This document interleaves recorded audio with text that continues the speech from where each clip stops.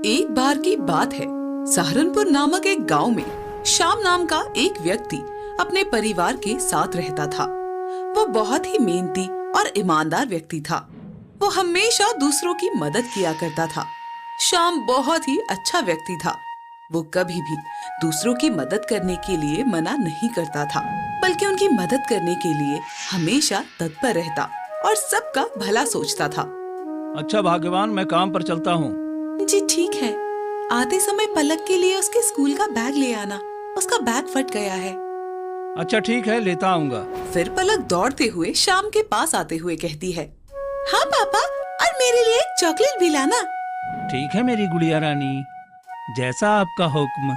फिर श्याम अपने काम के लिए घर से निकल पड़ता है। श्याम एक रेस्टोरेंट में साफ सफाई करने का काम करता था। हर रोज की तरह श्याम अपना काम कर रहा था। फिर जैसे ही श्याम रेस्टोरेंट के बाहर साफ सफाई करने आता है, तभी वहाँ पर एक भिखारी आ जाता है। बेटा, मैंने पिछले कई दिनों से कुछ नहीं खाया, क्या तुम मुझे थोड़ा खाना दे सकते हो? मैं कई दिनों से बहुत भूखा हूँ और भूख के मारे मेरी जान निकली जा रही है। हाँ बाबा, आप चिंता मत कीजिए, मैं आपको खाना खिलाता हूँ। आइए, आप मेरे साथ अंदर आइए। शुक्रिया बेटा, भगवान तुम्हारा भला करे। फिर श्याम को उस भिखारी पर तरस आ जाता है और वो उसे अपने साथ रेस्टोरेंट के अंदर ले आता है। फिर श्याम उस भिखारी को एक कुर्सी पर बिठा देता है। बाबा, आप यहाँ रुकिए, मैं अभी आपके लिए कुछ खाने के लिए लाता हूँ। उसके बाद श्याम उस बूढ़े व्यक्ति के लिए खाना लेकर आता है। फिर वो बूढ़ा व्यक्ति खाना खाने लगता है। तभी वहाँ पर पवन आ जाता है। पवन भी उस रेस्टोरेंट में काम करता था। पवन उस बूढ़े व्यक्ति को वहाँ पर ऐसे देखकर बहुत गुस्सा हो जाता है और उनके पास आकर कहता है, ए भिखारी, अरे तू यहाँ अंदर कैसे आया है? पता नहीं कहाँ कहाँ से आ जाते हैं। अरे तुम्हें पता है ना, ये कितना महंगा रेस्टोरेंट है और इस रेस्टोरेंट में खाने की तुम्हारी औकात नहीं है। देखो साहब, मुझे बहुत भूख लगी है। मैंने पिछले कई दिनों से कुछ नहीं खाया। अरे कुछ नहीं खाया तो मैं क्या करूं? इसमें मेरी क्या गलती है, हैं? चल चल चल चल चल खड़ा हो और निकल यहाँ से, जा। पवन उस बूढ़े व्यक्ति से बहुत बदतमीजी से बात कर रहा था। तभी वहाँ पर श्याम आ जाता है।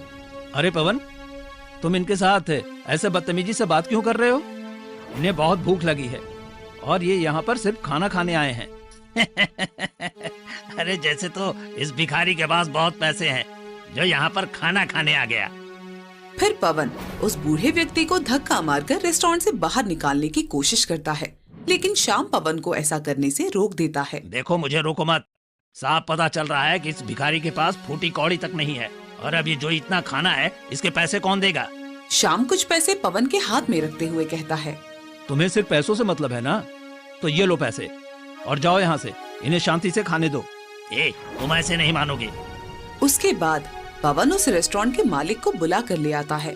पवन श्याम से बहुत ज्यादा चिढ़ता था, इसलिए वो श्याम को परेशान करने का कोई भी मौका नहीं छोड़ता था, क्योंकि हर कोई हमेशा श्याम के अच्छे व्यवहार की बहुत तारीफ करता था। सेठ के आने के बाद, देखिए सर, ये ऐसे किसी भी भिखारी को रेस्टोरेंट में खाना खिला रहा है। श्याम, ऐसा करने की हिम्मत तुम्हारी कैसे हुई? सर, मैंने इस खाने के पैसे दिए हैं। अरे पैसे देने से कुछ नहीं होता। मेरे इतने शानदार रेस्टोरेंट में ऐसे भिखारी शोभा नहीं देते। मैं इन जैसे भिखारियों की वजह से अपने रेस्टोरेंट की आन बान शान को गंदा नहीं कर सकता, समझे? सिक्योरिटी, अभी इसी वक्त इस आदमी को यहाँ से धक्के मार कर निकाल दो। उसके बाद तो गार्ड आते हैं और उस बूढ़े व्यक्ति को जबरदस्ती रेस्टोरेंट से बाहर निकाल देते हैं, जिस पर श्याम बस देखता रह जाता है और वो कुछ भी नहीं कर पाता। और हाँ श्याम, आगे से ऐसा नहीं होना चाहिए, समझे?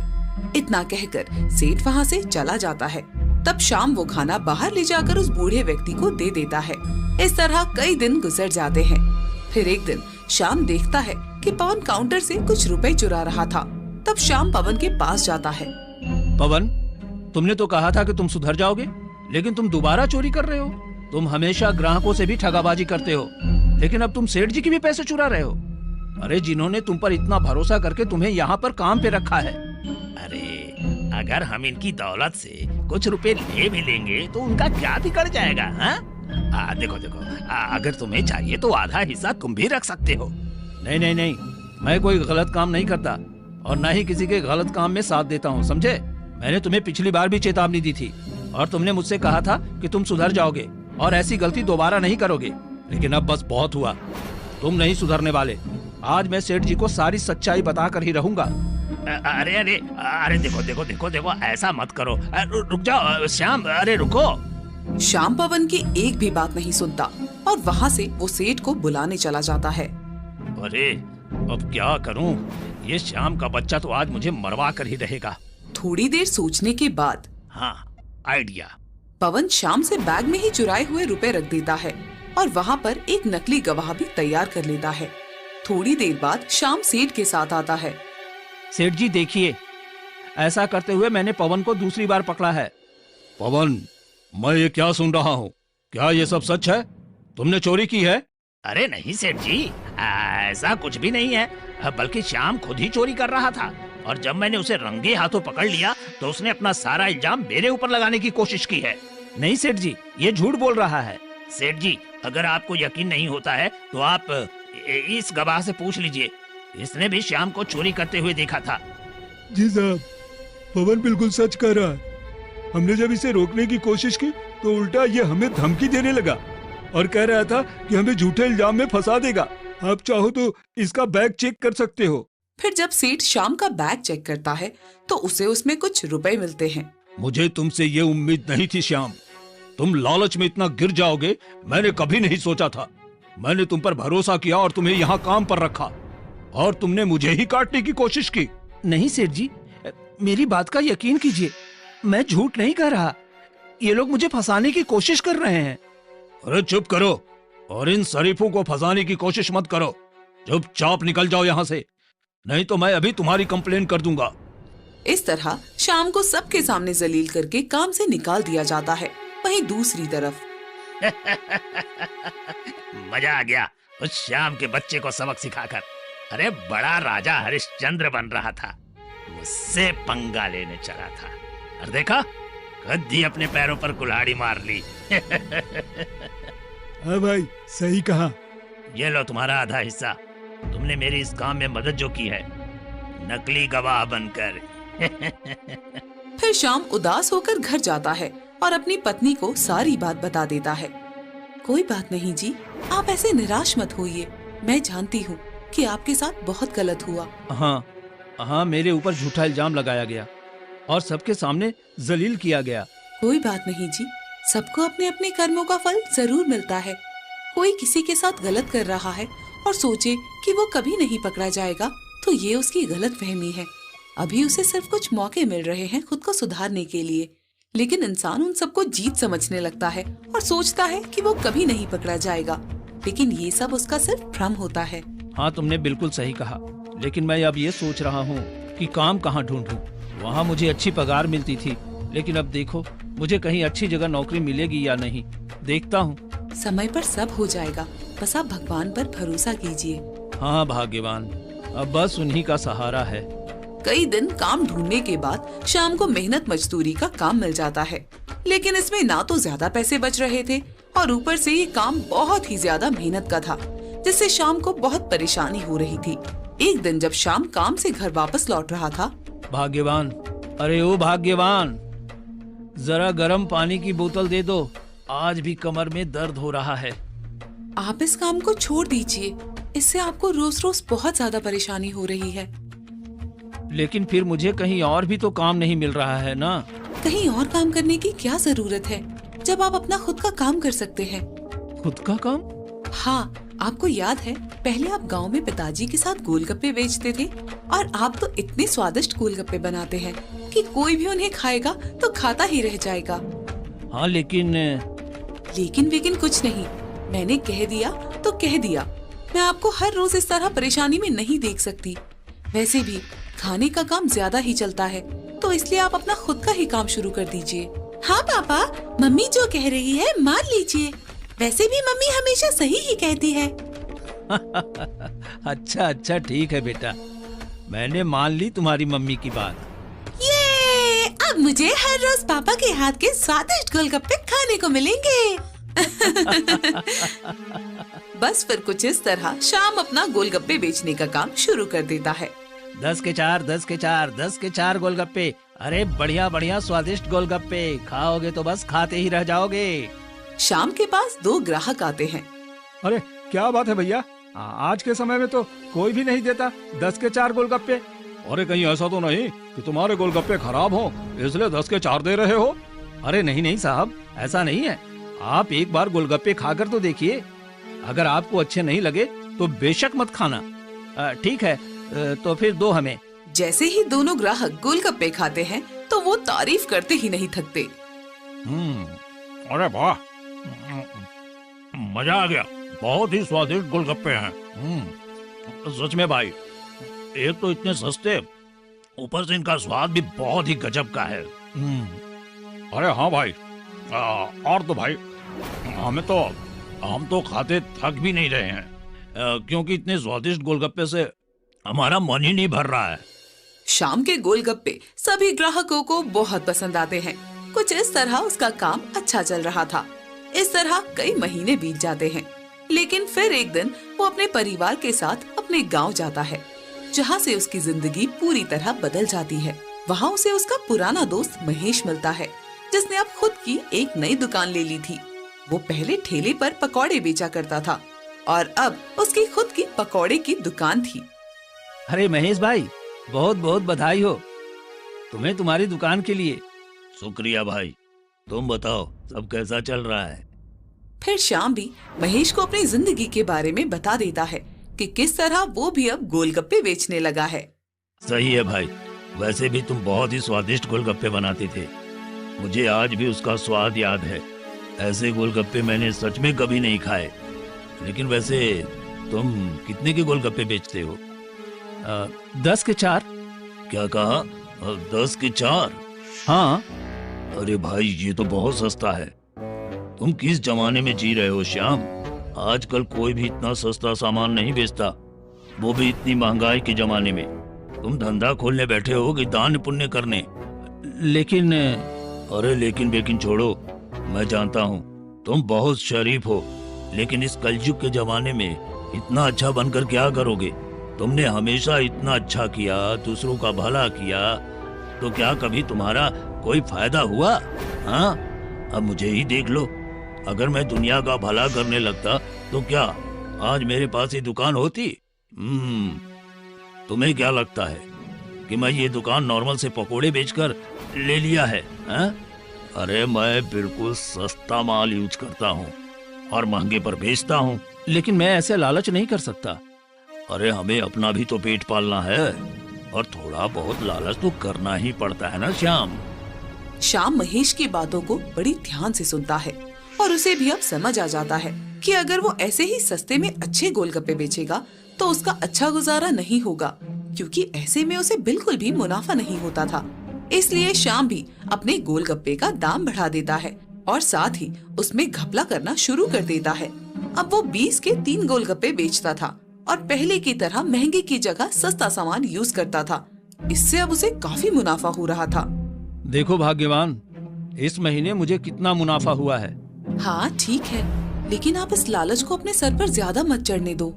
अरे अब हमें अपना पेट भी तो पालना है, थोड़ा बहुत लालच तो ठीक होता है। पहले अच्छा करने से मुझे भला क्या हुआ बताओ? मेरा कभी कोई फायदा नहीं हुआ। ये आप कैसी बातें कर रहे हैं? आप तो अच्छे से जानते हैं ना कि अगर हम कुछ गलत करेंगे तो हमें भी उसका अंजाम भुगतना पड़ेगा। अरे मैंने देख लिया है, ये कलयुग है, कलयुग। यहाँ पर अच्छों के साथ बुरा होता है और बुरे के साथ अच्छा होता है। अरे पवन का क्या हुआ? उसने मेरे साथ कितना गलत किया, लेकिन कभी उसके साथ कुछ गलत नहीं हुआ। नहीं ना हुआ। और सेठ जी ने भी लालच किया, तब इतना जाकर के बड़ा रेस्टोरेंट खोला है। तुम्हें क्या लगता है, अगर वो ईमानदारी से चलता तो क्या कभी इतने बड़े रेस्टोरेंट का मालिक बन पाता? नहीं ना। इसीलिए मैं सब अच्छे से जानता हूँ कि मैं क्या कर रहा हूँ, और तुम्हें चिंता करने की कोई जरूरत नहीं है। इस तरह धीरे धीरे श्याम के व्यवहार में बहुत ज्यादा बदलाव आने लगा था। जहाँ वो पहले सबकी मदद किया करता था, लेकिन वहीं दूसरी तरफ अब वो दिन ब दिन घमंडी होता जा रहा था। एक दिन एक बूढ़ी औरत श्याम के पास आती है।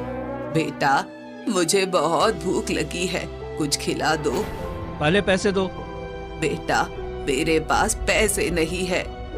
अरे पैसे नहीं है तो जाओ यहाँ से। मैंने यहाँ कोई धर्मशाला नहीं खोली है जो मैं यहाँ पर सबको फ्री में खाना बांटता रहूं। चलो चलो चलो यहाँ से। श्याम उस बूढ़ी औरत को धुतकार कर वहाँ से भगा देता है, जहाँ पर श्याम अपने गोलगप्पे का ठेला लगाता था। उसके पास वही एक रजत नाम का व्यक्ति भी अपना ठेला लगाया करता था। रजत भी बहुत अच्छा व्यक्ति था और उसके ठेले पर बहुत से ग्राहक आते थे, लेकिन श्याम को ये बिल्कुल भी गवारा नहीं था। उसे रजत से बहुत ज्यादा जलन होती थी कि कैसे रजत के ठेले पर उससे भी ज्यादा ग्राहक आते हैं। इसलिए श्याम एक प्लान बनाता है और कुछ गुंडों को हायर करता है। हाँ देखो, अपना काम तुम ढंग से करना। अगर तुमने अपना काम ठीक से नहीं किया तो मैं तुम्हें पैसे नहीं दूंगा। और ठीक है, तुम चिंता मत करो, हम 1 हफ्ते में अपना काम कर देंगे। हाँ, तुम बस पैसा तैयार रखना। फोन कटने पर अब आएगा मजा। तब वहाँ रमा आ जाती है। देखिए, मैं नहीं जानती कि आप क्या कर रहे हैं, लेकिन मैं एक ही बात कहना चाहूंगी, बुरे काम का कभी भी अच्छा नतीजा नहीं हो सकता। श्याम बिना कुछ बोले वहाँ से चला जाता है। फिर अगले दिन रजत के ठेले पर कुछ गुंडे आते हैं और उसके ठेले पर तोड़फोड़ मचा देते हैं। अगर तूने यहाँ ठेला लगाना बंद नहीं किया तो तेरा बहुत बुरा अंजाम होगा, क्या समझे? अगर हमने तुझे दोबारा यहाँ देखा तो अगली बार हम यहाँ नहीं, सीधा तेरे घर पर आएंगे। चलो। दरअसल श्याम ने कुछ गुंडों को हायर किया था जो रजत को हमेशा धमकाते थे। इसी वजह से रजत ने वहाँ ठेला लगाना बंद कर दिया था। श्याम लालच में इतना गिर गया था कि उसे लगा कि अगर वो रजत का ठेला बंद करवा देगा तो अब उसके पास ज्यादा ग्राहक आएंगे। लेकिन कहते हैं ना कि कोई इंसान अगर दूसरों का बुरा करे तो ज्यादा दिन उसका भी अच्छा नहीं हो पाता।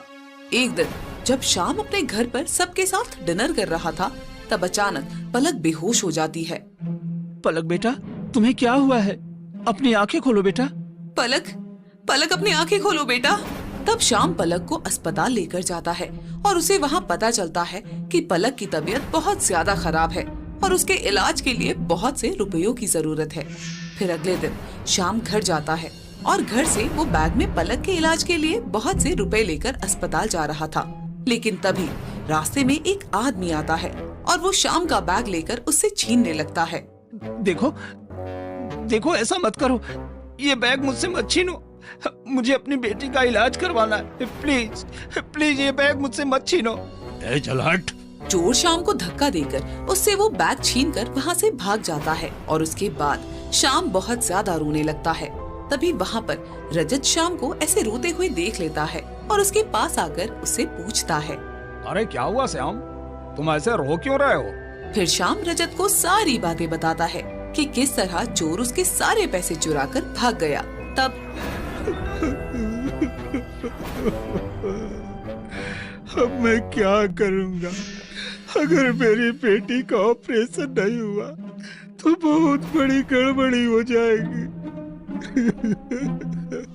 अरे तुम चिंता मत करो, तुम मेरे साथ चलो, मैं तुम्हारी मदद करूंगा। चलो।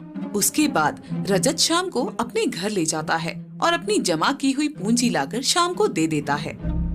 ये लो श्याम, अब तुम अपनी बेटी का ऑपरेशन करवा सकते हो। लेकिन अभी तुम इसे रख लो, तुम्हें इसकी बहुत जरूरत है, रख लो। मैं तुम्हारा ये एहसान कभी नहीं भूल पाऊंगा, मुझे माफ कर दो। मैंने तुम्हारे साथ बहुत गलत किया, उन गुंडों को मैंने ही भेजा था। मैं सब जानता हूँ श्याम। तुम पहले से जानते हो और फिर भी मेरी मदद कर रहे हो? मैंने तुम्हारे साथ गलत किया और फिर भी? हाँ, क्योंकि मैं जानता हूँ कि तुम पहले बहुत अच्छे इंसान थे और हमें हमेशा दूसरों की मदद करनी चाहिए, क्योंकि बुरा करके हम कभी भी उन कर्मों से बच नहीं सकते। तुम्हारा बहुत बहुत शुक्रिया। उसके बाद श्याम हॉस्पिटल चला जाता है और अपनी बेटी का ऑपरेशन करवाता है और खूब मेहनत करके रजत के पैसे धीरे धीरे करके वापस करता है। लेकिन उसके बाद से उसने लालच करना छोड़ दिया था, क्योंकि अब उसे सबक मिल गया था कि हम जिंदगी में कभी दूसरों के साथ बुरा करके अपना भला नहीं कर सकते, क्योंकि हम जो भी बुरे कर्म करते हैं तो हमें उसका अंजाम भुगतना ही पड़ता है। इसलिए हमें दूसरों के साथ कभी भी गलत नहीं करना चाहिए और हमेशा सही राह पर ही चलना चाहिए।